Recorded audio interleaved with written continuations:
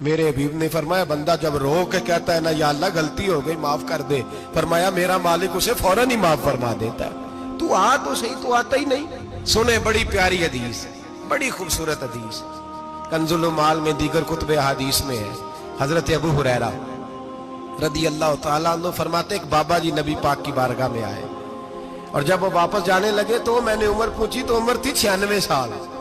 کہتے ہیں بزرگ جب آئے نا تو یہ بھویں جو ہے نا ان کی سفید ہو کے تو یوں آنکھوں پہ آ گئی۔ بڑی چھڑی بابا جی نے پکڑی ہوئی اور دونوں ہاتھ پکڑ کے نا چھڑی کے اوپر جھکے ہوئے ہیں ایک جانب، قربان جاؤں۔ کہتے ہیں جب وہ بزرگ مسجد میں داخل ہوئے تو میرے رسول نے کھڑے ہو کے استقبال فرمایا، کھڑے ہو کے، اور نبی کریم صلی اللہ علیہ وسلم نے آگے بڑھ کے بابا جی کو بازو سے پکڑا اور بٹھایا۔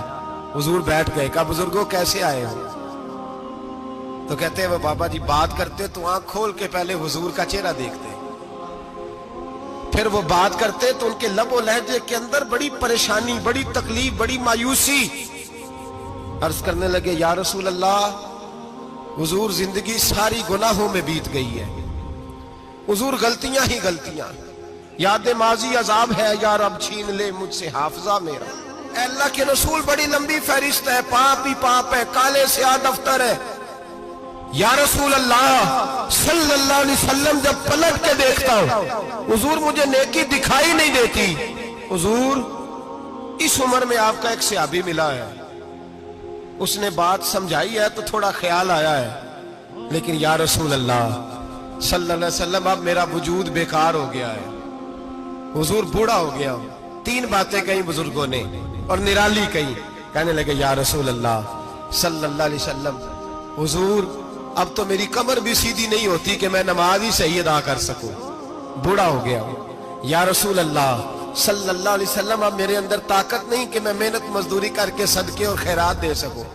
یا رسول اللہ صلی اللہ علیہ وسلم اب میں تلوار لے کے جہاد بھی نہیں کر سکتا، حضور نہ میں لمبی نمازیں پڑھ سکتا ہوں، آقا نہ میں صدقات و خیرات دے سکتا ہوں، محبوبہ نہ میں دین کے لیے کوئی جہاد کر سکتا ہوں، بیکار وجود ہے،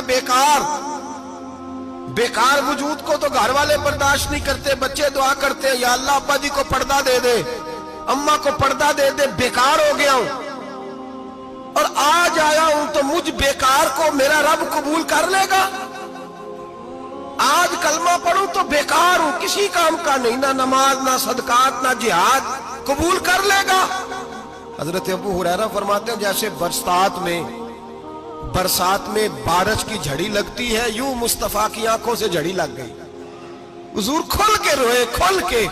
اور میرے حبیب پاک نے فرمایا بزرگوں بڑے مجاہد ہیں، دین کے لیے جہاد کرنے والے بڑے ہیں، رب کریم کو آپ کی تلوار کی اتنی حاجت نہیں، اور فرمایا اس کے خزانے کوئی خالی تو نہیں کہ آپ ہی گویا صدقہ دیں گے تو بھرے جائیں گے، اور فرمایا پھر رب کریم کی شان میں اضافہ نہیں کرتی عبادتیں، وہ تو بندے کو نفع دیتی ہیں۔ میں بزرگوں نہ آپ جہاد کریں، نہ آپ صدقات دیں، لا لمبی نمازیں پڑھیں، آپ صدق دل سے آ جائیں، اللہ کے رسول کا وعدہ ہے رب آپ کو بغیر حساب کتاب جنت عطا فرما دے گا۔ آنا تو شرط ہے کہ نہیں؟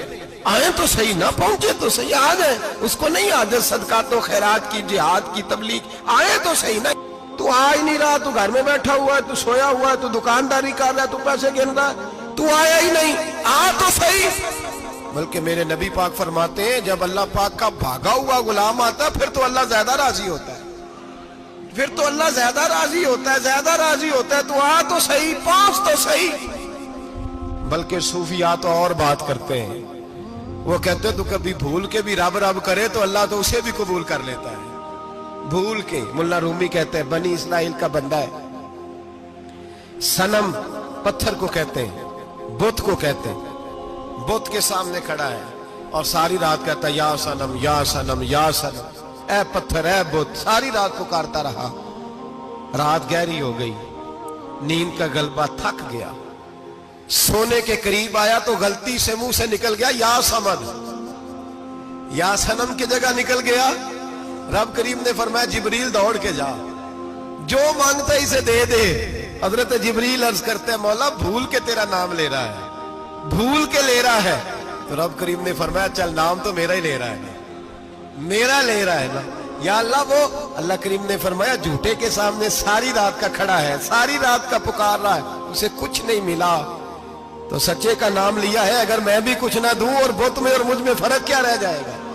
جا جو مانگتا ہے جھولی بھر کے دے, نام تو لیا ہے نا. او بھائی تو بہانا تو بنانا, وہ آ تو صحیح نا, تو یہاں آ جا, پہنچ جا, آ جا, بس بیٹھ جا, اس کی بارگاہ ناز میں حاضر تو ہونا. تجھے فرصت ہی نہیں.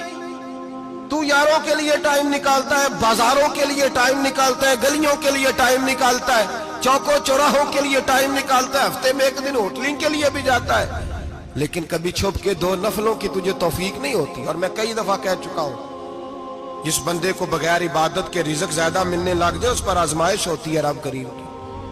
اللہ فرماتا ہے اس کو پیسے دو, اسے آنے نہ دینا, اس کو چل پیسے دوڑ جا.